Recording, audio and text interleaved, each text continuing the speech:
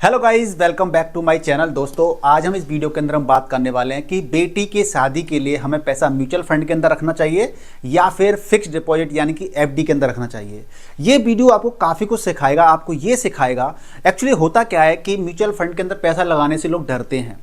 डरते क्यों हैं? क्योंकि इसको जुआ समझते हैं लोग कि ये म्यूचुअल फंड में पैसा लगाना जुआ होता है, पैसा डूबने का डर भी रहता है। आखिर इसको ये समझते हैं, मिथ है ये चीज़ समझते हैं लोग ज़्यादातर, लेकिन इसके पीछे असली वजह कुछ और होती है। देखिए, हम लोगों को सही जानकारी का अभाव होता है, हमें प्रॉपर तरीके से सही जानकारी होती नहीं है और सही जानकारी ना होने की वजह से हम डरते हैं और म्यूचुअल फंड को या फिर शेयर मार्केट को जुआ समझते हैं।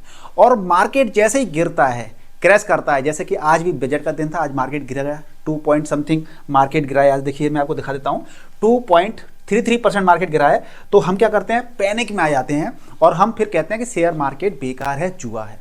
तो दोस्तों, ऐसा नहीं है। आज आपको मैं इस वीडियो के अंदर सारा कुछ डाउट क्लियर कर दूंगा कि अपनी बेटी के लिए आपको जो पैसा इकट्ठा करना है वो आपको म्यूचुअल फंड के अंदर करना है या एफडी के अंदर करना है, और कौन कौन से म्यूचुअल फंड के अंदर करना है। इन सारे बिंदुओं की चर्चा इस वीडियो के अंदर होगी और आपने ये वीडियो पूरा आखिरी तक देख लिया तो आपके सारे डाउट क्लियर हो जाएंगे और आपको वीडियो बहुत ही अच्छा लगेगा। तो दोस्तों, वीडियो को लाइक और शेयर कीजिएगा, चैनल पर नए तो चैनल को सब्सक्राइब कीजिएगा।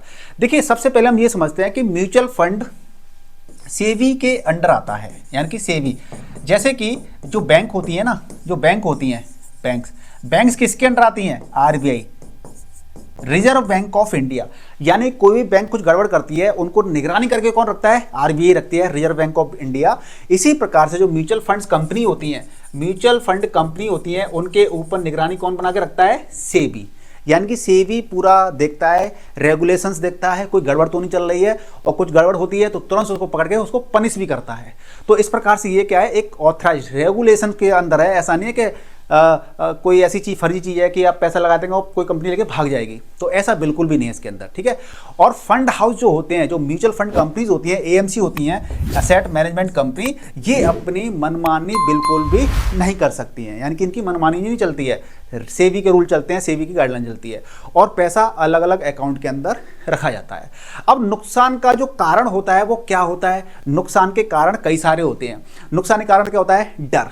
हम लोग, मार्केट जब क्रैश करता है तो हम डर जाते हैं, तो डर की वजह से हम गलत डिसीजन ले जाते हैं। जल्दबाजी, हम लोग जल्दबाजी करते हैं कि म्यूचुअल फंड के अंदर हमें क्या करना है, इन्वेस्टमेंट करना है, तो हम जल्दबाजी करते हैं और हमें नुकसान हो जाता है। तीसरा है कि हम लोग क्या करते हैं, शॉर्ट टर्म की सोच होती है हमारी कि हमें तो पैसा 1 साल के लिए, 2 साल के लिए लगाना है म्यूचुअल फंड के लिए। देखो, अगर आपको पैसा 1 या 2 साल के लिए लगाना है तो एफडी बढ़िया, वहीं पे लगाइए, बेस्ट है। लेकिन अगर आपको म्यूचुअल फंड में लगाना है तो कम से कम 5 साल लेके चलना पड़ेगा आपको टाइम फ्रेम, तभी आप यहां से एक अच्छा खासा रिटर्न प्राप्त कर सकते हैं। तो देखिए, म्यूचुअल फंड में इन्वेस्टमेंट करने से पहले हमें क्या करना है, म्यूचुअल फंड में इन्वेस्टमेंट करने से पहले आपको कुछ पॉइंट्स क्लियर रखने हैं, ठीक है। अब देखिए, आपको अपनी बेटी के लिए इन्वेस्टमेंट करना है, आप इस वीडियो को देखने आए हो, इसका मतलब ये है कि आपको म्यूचुअल फंड के बारे में आइडिया है कि म्यूचुअल फंड में हम इन्वेस्टमेंट करते हैं तो हमें अच्छा खासा रिटर्न मिलता है। लेकिन मैं आपको बेटी के लिए जैसे आप इन्वेस्टमेंट करना है, उसकी शादी ब्याह के लिए तैयारी करनी है या उसके फ्यूचर के लिए, स्टडी वगैरह के लिए पैसा इकट्ठा करना है, फंड तैयार करना है, तो जब आपको म्यूचुअल फंड में पैसा लगाना होता है तो उससे पहले आपको कई सारी चीज़ें म्यूचुअल फंड के अंदर देखनी चाहिए। ऐसा नहीं कि किसी ने भी आपको XYZ फंड पकड़ा दिया या बोल दिया या कह दिया कि इसके अंदर पैसा इन्वेस्टमेंट कर दो और आप फिर उसी के अंदर पैसा लगा देते हो, तो आपको ऐसा बिल्कुल भी नहीं करना है। आपको खुद से ही थोड़ा सा रिसर्च करनी है। रिसर्च क्या करनी है? पास्ट के रिटर्न देखने हैं।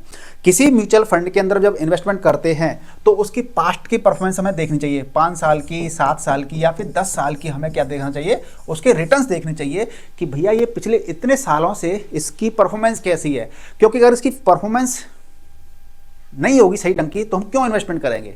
हमारे पास बहुत सारी एएमसीज हैं और उन एएमसीज के बहुत सारे सैकड़ों फंड हैं, तो हम वहाँ इन्वेस्ट करेंगे ना जहाँ पे परफॉर्मेंस 5 साल, 7 साल, 10 साल से, पिछले 10 साल से लगातार अच्छी चली आ रही है, सॉरी, ठीक है ना। तो इस प्रकार से फंड रेटिंग, हम किसी म्यूचुअल फंड के अंदर इन्वेस्टमेंट करते हैं तो कई सारी फंड रेटिंग होती हैं, तो उन फंड रेटिंग के अकॉर्डिंग हम इन्वेस्टमेंट करेंगे तो वो भी अच्छा रहता है। कि फंड की कोई रेटिंग एजेंसी होती है, जैसे मॉर्निंग स्टार है, वैल्यू रिसर्च है, ये क्या होती है कि फंड की रेटिंग निकालती हैं।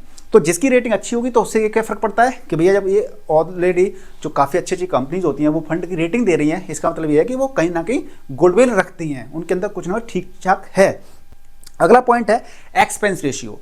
हमें एक्सपेंस रेशियो का भी ध्यान रखना है। कोई एक्सपेंस रेशियो क्या करता है, हम किसी फंड के अंदर इन्वेस्ट करते हैं तो जो फंड मैनेजर होता है, उनकी पूरी टीम होती है, ऑफिस होता है, तो उनके जो खर्चे होते हैं ना, तो वो अपने खर्चे कहाँ से निकालते हैं, वो हमसे ही पैसा लेते हैं, लेकिन जो हमारा फंड होता है ना, उसी में से वो कटता रहता है ऑटोमेटिकली, ठीक है, फंड एक्सपेंस रेशियो की फॉर्म में, ठीक है, हमें एडिशनल कुछ पैसा नहीं देना पड़ता है, वहीं से वो एक्सपेंस रेशियो, तो एक्सपेंस रेशियो जितना कम होता है हमें उतने ही बेहतर रिटर्न मिलेंगे। देखिए खर्चा, सीधी बात है, अगर हमारा खर्चा कम हो जाए और हमारी इनकम बढ़ जाए तो बल्ले बल्ले है ना, अच्छा है, प्रॉफिट मिलता है। तो हमारा एक्सपेंस रेशियो जितना कम होगा हमें उतना ही उसके अंदर क्या होगा, हमें प्रॉफिट हमें ज़्यादा मिल जाएगा, ठीक है। अगला होता है expense ratio. Expense ratio sorry expense ratio तो हो गया, सॉरी, एग्जिट लोड। देखिए एग्जिट लोड क्या होता है, वैसे तो आप क्या करने वाले हैं, आप सालों साल के लिए पैसा लगाने वाले हैं, तो एग्जिट लोड का चक्कर ही नहीं है। लेकिन कभी भी क्या होता है कि हम लोग पैसा लगा देते हैं, लेकिन कभी ना कभी ऐसी दिक्कत आ जाती है, ऐसी सिचुएशन आ जाती है कि हमें वो पैसा एक साल के अंदर ही निकालना पड़ता है।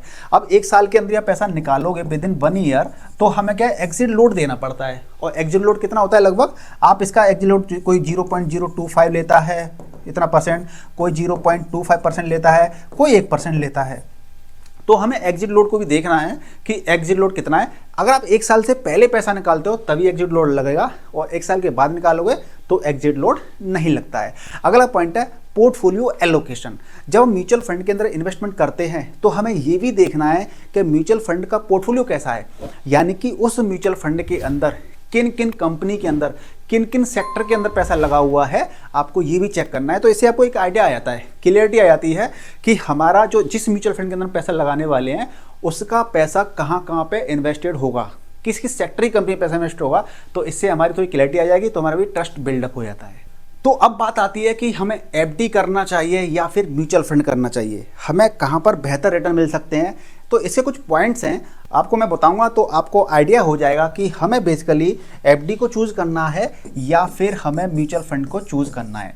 देखिए मैं ये कभी नहीं कहता हूँ कि म्यूचुअल फंड वो सॉरी एफडी के अंदर एफडी बेकार होती है, एफडी बेकार है। देखिए रिक्वायरमेंट क्या है आपकी, रिक्वायरमेंट के हिसाब से हम डिसीजन लेते हैं। मार्केट में हर तरह की वैरायटी होती है, चाहे वो खाने की हो, कपड़ों की हो, इलेक्ट्रॉनिक गैजेट्स की हो, कुछ भी हो, ठीक है ना, हर चीज़ की वैरायटी होती है, लेकिन हर किसी पसंद अलग अलग होती है, रिक्वायरमेंट अलग होती है, गोल अलग होता है। तो इसी प्रकार से हमारी रिक्वायरमेंट अलग है, गोल अलग है, तो हमारे पास फंडामेंटली कई सारी चीज़ें होती हैं। हमारे पास एफडी भी है, म्यूचुअल फंड भी है, और जो हमारी रिक्वायरमेंट के अकॉर्डिंग ठीक बैठती है हम उसके अंदर पैसा लगा देते हैं। तो देखिए म्यूचुअल फंड बेसिकली क्या रहता है, एफडी। एफडी के अंदर क्या रहता है, अगर आपका गोल है कि आपको 1-2 साल के लिए पैसा लगाना है, 3 साल के लिए पैसा लगाना है, और आपको रिटर्न वो रिस्क बिल्कुल नहीं लेना है आपको, तो आप एफडी को चूज कर सकते हैं। क्योंकि यहाँ पे क्या है, पैसा जल्दी बढ़ता नहीं है, लेकिन आपको रिस्क भी जीरो रहता है। यहाँ पे एफडी के अंदर पैसा लगा दिया यानी कि आपको पैसा मिलेगा ही मिलेगा, बैंक के अंदर पैसा लगा दिया यानी कि पैसा मिले ही मिलेगा।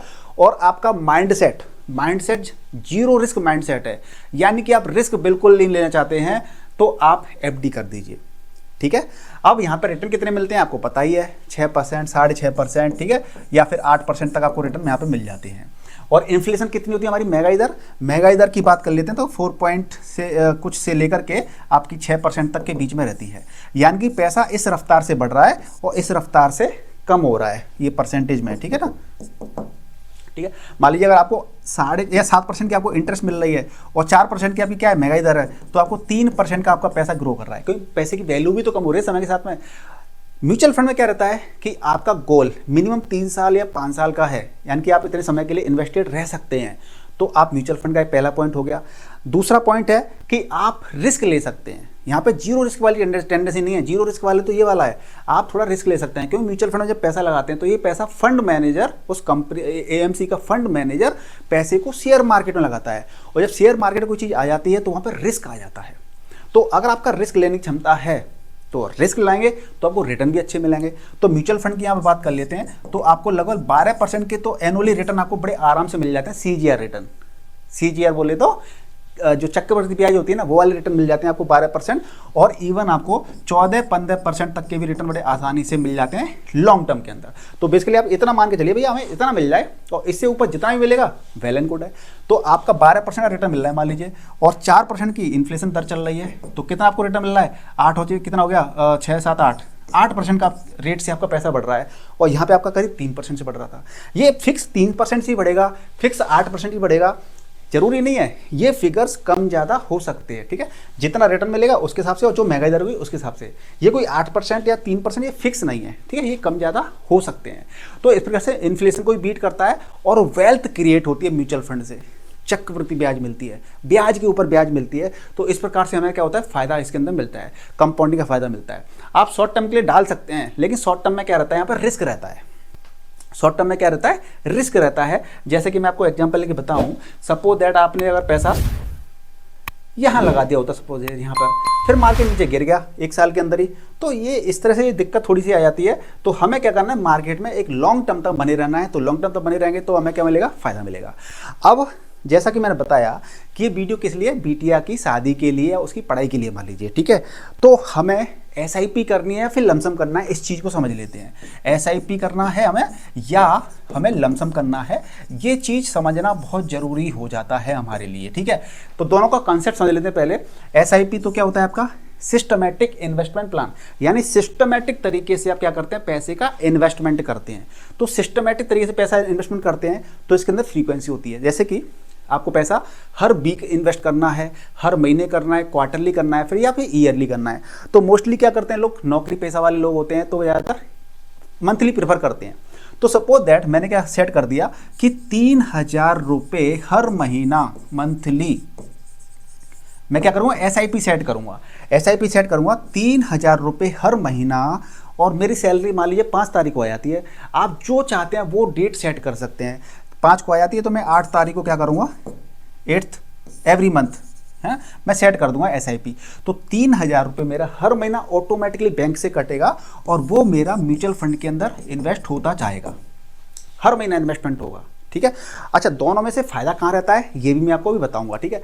लमसम क्या होता है, लमसम का मतलब ये होता है कि आपके पास पैसा है, आपने सोचा कि नहीं मुझे बेटी की शादी के लिए पैसा मेरे पास है और मैं अब चाहता हूँ कि इस पर अच्छे रिटर्न्स मिलें, अच्छे रिटर्न्स मिलें लाइक दिस, तो मैं इस पैसे को म्यूचुअल फंड के अंदर डालने वाला हूँ। तो उस एक साथ जो बड़ा पैसा है आपके पास या छोटा पैसा है जो भी है, उसको आप म्यूचुअल फंड के अंदर क्या कर देंगे, लमसम कर देंगे, यानी कि एक साथ पैसा लगा देंगे।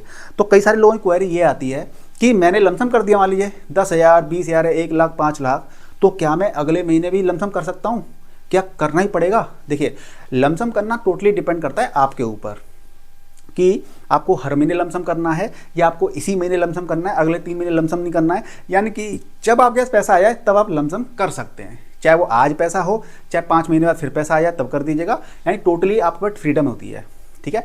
अब एक क्वेश्चन ये आता है कि ये करूं कि ये करूं, ठीक है। तो देखिए, SIP करने का सबसे अच्छा फायदा ये होता है कि हमारा डिसिप्लिन बन जाता है। हमारे जीवन के अंदर ना जितना अच्छा डिसिप्लिन होगा, आर्मी वाले देखें ना, डिसिप्लिन होता है तो फिट रहते हैं और मतलब सारा काम मस्त रहता है उनका, ठीक है, क्योंकि डिसिप्लिन होता है। तो जिस इंसान का डिसिप्लिन अच्छा होता है ना, वो अपने जीवन में कुछ भी हासिल कर सकता है। तो SIP से क्या होता है, एक जिम्मेदारी रहती है, डिसिप्लिन बना रहता है कि मुझे हर महीना मेरे अकाउंट से पैसा कटेगा तो मेरे अकाउंट के अंदर पैसा रहना चाहिए। तो वो चीज़ हम डिसिप्लिन सीख जाते हैं। और दूसरा सबसे बड़ा फायदा क्या होता है कि इसके अंदर हमें एवरेजिंग का फायदा मिल जाता है। एवरेजिंग का फायदा कैसे मिलता है, देखिए, जब हम म्यूचुअल फंड के अंदर इन्वेस्टमेंट करते हैं, मान लीजिए ये इन्वेस्टमेंट का चार्ट है, ये म्यूचुअल फंड के इन्वेस्टमेंट का चार्ट है, और हमें NAV मिलती है, net asset value. Net asset value जैसे शेयर मार्केट में किसी कंपनी का शेयर का प्राइस होता है ना, 100 रुपये, 200, 500, 1000 जो भी प्राइस होता है, ऐसे ही म्यूचुअल फंड के अंदर हर दिन की NAV आती है जब मार्केट और ओपन रहते तब। जैसे कि इस दिन मान लीजिए 10 रुपये की यहाँ पे है, यहाँ पर कितने 9 रुपये की है, यहाँ पे मान लीजिए 8 रुपये की है, यहाँ पे 7 रुपये की है, फिर यहाँ पे कितनी हो गई 8 रुपये की हो गई, यहाँ पे मान लीजिए 15 रुपये की हो गई। तो NAV आती है हर दिन की अलग अलग। यानी कि हम जब SIP करते हैं और हमने डेट्स फिक्स कर दी है, तो कभी हमारी SIP इस दिन एग्जीक्यूट हो जाएगी, किस दिन हमारी इस दिन, कभी इस दिन, कभी इस दिन, कभी इस दिन, ऐसे हर महीना हमारी SIP एग्जीक्यूट हो जाएगी।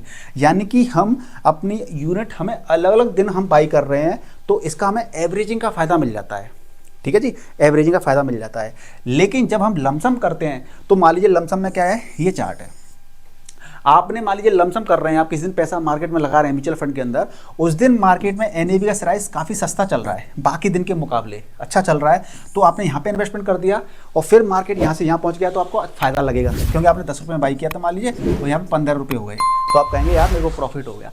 लेकिन इसका उल्टा क्या हो जाता है, जिस दिन मार्केट हाई होता है और हम उस दिन पैसा लगा देते हैं और उसके बाद मार्केट नीचे चला गया तो हमें लॉस भी दिखता है, हालांकि जब लॉन्ग टर्म में इन्वेस्टमेंट करेंगे तो ये लॉस भी आपका रिकवर हो जाएगा। लेकिन अब आप खुद सोचिए कि जो ए बंदा है और ये बी बंदा है, ठीक है, ये ए इन्वेस्टर है, ये बी इन्वेस्टर है।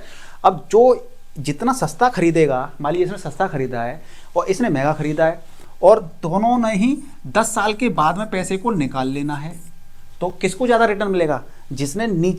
जिसने डिप के अंदर बाई किया होगा, बार बार आज बाई किया है, फिर कभी फिर बाई किया होगा डिप के अंदर, तो हमें फ़ायदा कहाँ मिलेगा? ए इन्वेस्टर को फ़ायदा मिलेगा जो कि डिप के अंदर यानी सस्ता होता है तब खरीदता है। तो इसलिए हमारा जो क्वेश्चन था कि एसआईपी करें या लमसम करें, तो एसआईपी आप कभी भी कर सकते हैं। यहाँ पे आपको एवरेजिंग का फ़ायदा मिलता है और यहाँ पर आपको कोई भी नॉलेज हासिल करने की ज़रूरत नहीं है। लेकिन जब आप लमसम करते हैं तो आपको मार्केट की थोड़ी सी जानकारी होनी चाहिए। जानकारी इसलिए होनी चाहिए कि हमें मार्केट में पैसा यहाँ पे लगाना है या फिर यहाँ लगाना है। ऑब्वियसली हमें नीचे लगाना है, लेकिन नीचे भी कब लगाना है, कितना लगाना है, तो लमसम में आपको थोड़ा सा सीखना पड़ेगा, ठीक है। लेकिन एसआईपी आप कभी भी स्टार्ट कर सकते हैं और आपका इससे क्या होगा, आपका एक डिसिप्लिन भी जनरेट होता चला जाएगा, ठीक है। तो सीधा है। और दूसरा एक ये भी रहता है कि पैसा ज़्यादा कहाँ बनता है। देखिए सीधा सा बताऊँ मैं आपको, पैसा देखिए यहाँ पे आप कर रहे थे, मान लीजिए 3,000 रुपये हर महीने कर रहे थे, और पूरे साल भर आप जब करेंगे तो 12×36 यानी पूरे साल भर आप 36,000 रुपये ही इन्वेस्ट कर पाएंगे। एग्जाम्पल लेके बता रहा हूँ, 36,000 रुपये पूरे एक साल के अंदर आपके गए, ठीक है। पहले महीने 3,000, फिर अगले महीने 3,000, फिर टोटल 6,000 हो गए, फिर अगले महीने 3,000 यानी कि 9,000 रुपये हो गए। लेकिन यहाँ पर मान लीजिए आपने 36,000 एक साथ ही कर दिए किसी गिरावट में, तो आपका जो 36,000 रुपये जो ब्याज मिलेगी, CAGR की जो कैलकुलेशन होगी वो आपको पहले दिन से कैलकुलेशन शुरू हो जाएगी। कोई बड़ा अमाउंट आपने पहले दिन ही डाल दिया, और यहाँ पे क्या है 3,000 रुपये डाल देते हर महीने, तब जाकर के एक साल के अंदर। तो ऑब्वियसली अगर हमें कभी मौका मिलता है मार्केट में कि मार्केट में गिरावट का दौर चल रहा है, तो उस समय हम लमसम कर सकते हैं, जिससे कि हमें वहाँ पर एक बेनिफिट मिल जाता है डिप में बाई करने का, सस्ते में बाई करने का। तो देखिए मैं आपको आज इस वीडियो के अंदर एक म्यूचुअल फंड बता देता हूं जिसके अंदर आप इन्वेस्टमेंट कर सकते हैं। आप वैसे इन्वेस्टमेंट करने से अपने फाइनेंशियल एडवाइजर से कंसल्ट जरूर कीजिएगा जो सेबी से रजिस्टर्ड होते हैं, या फिर खुद से भी जानकारी हासिल करके आप इन्वेस्टमेंट करने का प्रयास कीजिए, ठीक है ना। क्योंकि म्यूचुअल फंड में इन्वेस्टमेंट करना थोड़ा शेयर मार्केट में एक तरह से इन्वेस्टमेंट करना होता है, जो कि थोड़ा सा शेयर मार्केट में जैसे कि आप फंड मैनेजर शेयर मार्केट में पैसा लगाता है तो वहाँ थोड़ा सा रिस्क आ जाता है, ठीक है ना। लेकिन लॉन्ग टर्म में जब इन्वेस्टमेंट करते हैं 5 साल, 10 साल, 15 साल, 20 साल, 30 साल के लिए, तो वो रिस्क भी काफ़ी कम हो जाता है। तो आप इस प्रकार से एक अच्छी खासी वेल्थ जनरेट कर सकते हैं। और मैं आपको जो म्यूचुअल फंड में अगर मैं बताना चाहूँ आपको, तो देखिए मैं आपको बता देता हूँ कि SBI का large and mid cap fund है, large and mid cap fund, जिसके अंदर आपकी मिड कैप और लार्ज कैप दोनों प्रकार की कंपनी होती हैं, और डायरेक्ट प्लान आप चूज़ कर सकते हैं, ठीक है। इसमें रिटर्न एक्सपेंस उसका काफ़ी कम होता है। तो SBI large and mid cap के अंदर आप कंसीडर कर सकते हैं। इसके अंदर मैं रिटर्न की बात कर लेता हूं, तो पिछले 3 साल के अंदर इसके अंदर आपको रिटर्न जो मिले हैं वो आपको मिले हैं, CAGR की बात कर रहा हूँ 19.74। देखिए जो मैंने यहाँ पे बताया था ना आपको, एक सेकंड पीछे चलते हैं थोड़ा, यस, जो मैंने बताया था 12%, 14-15 ये %, ठीक है ना। तो यहाँ पर जिसके अंदर आपको पिछले 3 साल से लगातार 19.474% का रिटर्न मिल रहा है, सुनिए, लगातार 3 साल से, ठीक है ना। यानी हर साल लगभग इतना इतना मिल रहा है हमें, 19 के बराबर, 19.5 के बराबर। 5 साल की बात कर लेते हैं तो हमें पिछले 5 साल से 20.28% का रिटर्न मिला है। देखिए यहाँ पर रिटर्न आपको ज़्यादा दिख रहे हैं क्योंकि मार्केट कोविड की बात से काफ़ी बुलिश रहा है, तो हमेशा ऐसे रिटर्न मिलते रहेंगे जरूरी नहीं है। इसीलिए हम आपसे हमेशा कहते हैं कि हमें शेयर मार्केट में जो रिटर्न होते हैं म्यूचुअल फंड के अंदर, वो आप ज़्यादा लालच नहीं करना है। हमें 12%, 14-15% मिल जाए, बहुत ज़्यादा अच्छे रिटर्न होते हैं ये वाले, ठीक है। और हमें एडिशनल अगर इतने रिटर्न मिल रहे हैं तो वेल एंड गुड है, कोई दिक्कत ही नहीं है।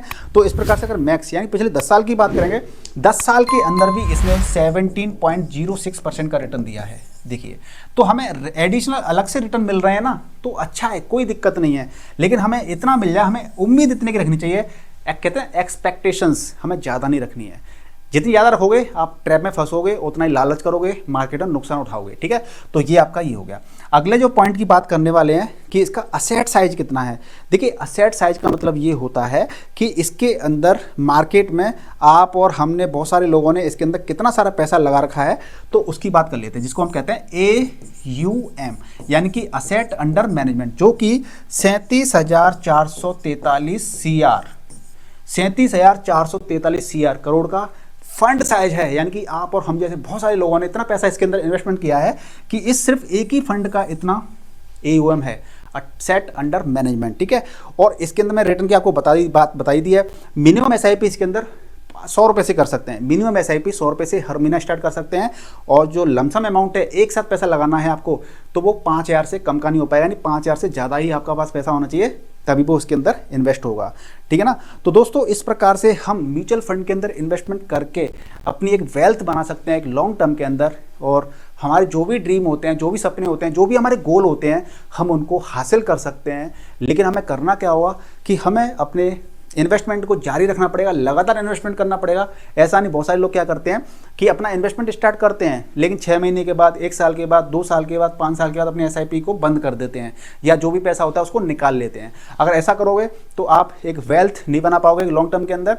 लॉन्ग टर्म के अंदर वेल्थ बनानी है तो आपको लगातार कंटिन्यूस क्या करना पड़ेगा, इन्वेस्टेड रहना पड़ेगा मार्केट के अंदर, तभी आप वहाँ पर रिटर्न प्राप्त कर सकते हैं। तो दोस्तों मुझे उम्मीद है कि आपको वीडियो पसंद आया होगा। अगर आपको पसंद आया है और इन्वेस्टमेंट जारी रखना चाहते हैं, इन्वेस्टमेंट करना चाहते हैं, तो वीडियो के डिस्क्रिप्शन में दिए गए लिंक पर आप क्लिक करके अपना अकाउंट ओपन करके अपनी जर्नी को स्टार्ट कर सकते हैं। कोई भी डाउट आता है तो मुझे कमेंट करके पूछ सकते हैं। तो मिलते हैं नेक्स्ट वीडियो में, और वीडियो को लाइक, शेयर और चैनल को सब्सक्राइब जरूर कीजिएगा। जय हिंद।